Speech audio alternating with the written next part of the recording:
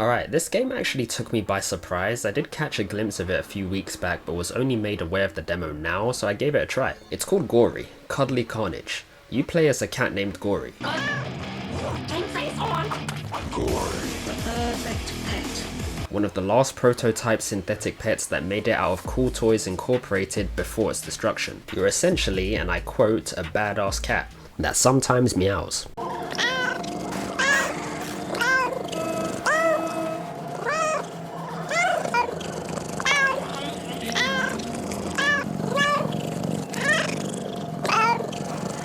And rides around on a hoverboard by the name of Frank, and with an AI companion who I guess you could call Chit, and you're tasked with finding your creator, Professor Y, as well as taking out the adorable army, a mutated version of Ultra Pets who have adopted a focused mindset on destroying humanity. The gameplay is as you would expect from the title, a hack and slash gory mess with lots of blood, dismemberment and explosive colours to showcase an element of vibrant carnage. There's 4 difficulties you can choose from, with harder difficulties giving you a bonus score of up to 10 or 20%. I went with the house cat for a bit of balance and didn't have much trouble at all. You see, Gori has a fairly unique fighting style. Your hoverboard Frank is your main mode of transportation, but also your main weapon, capable of slashing enemies on the move with these dual blades that sort of extend out and rotate at high speeds beneath you. And the severity can be increased with the use of fuel to pull off more devastating attacks on tougher enemies. I've been spamming the lawnmower attack like crazy. The animation looks so cool, he's pretty much breakdancing with it. Not to worry though, fuel can easily be replenished from cars, grinding rails and walls too.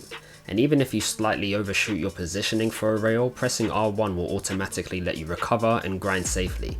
And of course, health can be refilled from vending machines or performing finishes on enemies, kinda like in Doom when you perform a glory kill. If anything, the gameplay kinda resembles a bit of Rollerdrome. I'm not sure if you guys have played it, but it's an arena style third person shooter where you're rocking rollerblades. It's quite fun and was on PlayStation Plus a while back, but yeah, it's definitely giving off elements of that. The cannon fodder unicorn enemies all have different variations to them, and they're narrated in like a Borderlands style intro, you know, when you see a new enemy for the first time with some added comedic effect. The unicorn. The cutest companion. The ugly corn. Undead unicorns. Slicey corn. Use only in adult company. But this encourages you to use every weapon and attack at your disposal. Some enemies will be invulnerable to your regular attacks and you'll need heavier ones to remove shields or take a defensive approach and block incoming damage.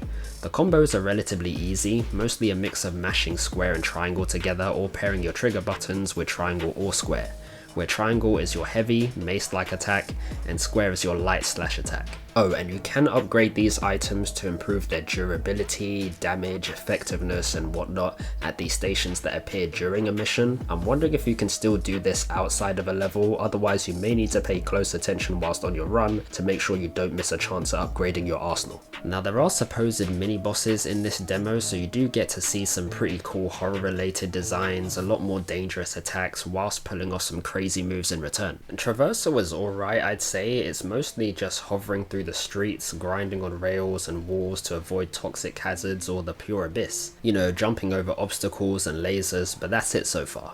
I doubt it'll be as repetitive throughout the whole game because this is the demo. They wouldn't want to spoil the surprise and show everything. But from the older trailers I've seen, traversal does seem to have a bit of variety later on, and you do get to use a rocket launcher for some added range damage alongside melee attacks too. So I think there will be a lot more to mess around with once the full game comes out. Once you finish a mission, you're assessed on how long it took you to finish your run, the combos you did, the difficulty you're on, and collectibles, so there is some added replayability if you want to improve your score. There is also a battle arena you can try after completing the first demo mission.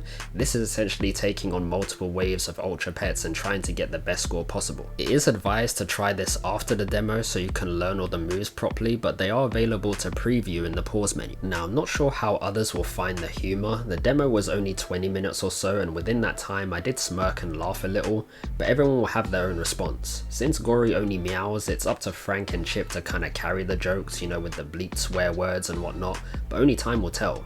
The demo isn't enough to give a full critique, but overall I've enjoyed it so far. So I'd say for anyone who's a little curious, definitely give it a go. The game releases in just under 2 weeks and is surprisingly cheap. Its base price is £15.99, but if you're with PlayStation Plus, you do get it a little cheaper at £14.39.